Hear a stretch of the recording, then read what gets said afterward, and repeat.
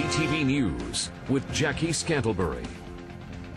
Good afternoon. We now know more details about a 5-month-old Southern Alberta murder investigation. The accused was charged in November with second-degree murder, and he's currently serving time in New Mexico for another crime. Kaella Carr reports.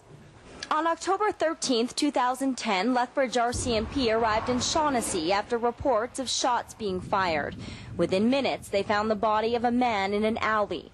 The victim was later identified as 25-year-old Mauro Hernandez Renteria.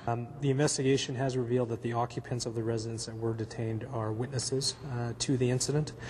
On October 15th, the autopsy was completed, which confirmed that the victim had been shot, and a victim was a result of a homicide. The murder suspect is now being held in this New Mexico jail. In November, police charged 31-year-old Luis Ochoa Gamez with second-degree murder.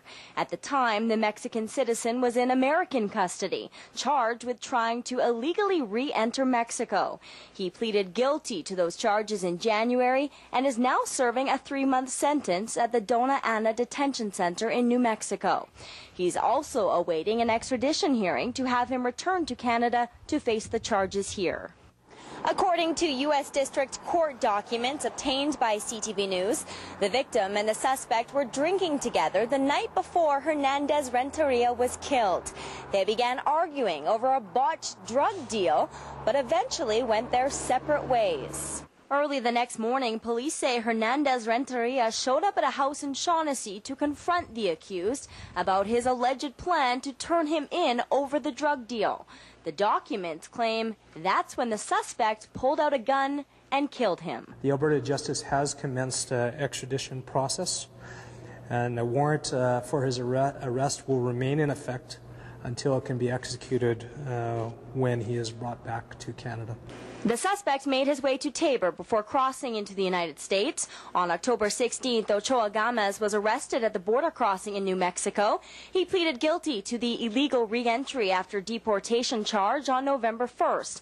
U.S. officials have yet to set a date for his extradition hearing, but if his current sentence expires before that happens, he will be held in custody.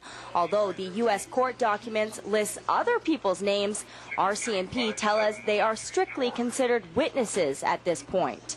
Kaella Carr, CTV News, Lethbridge.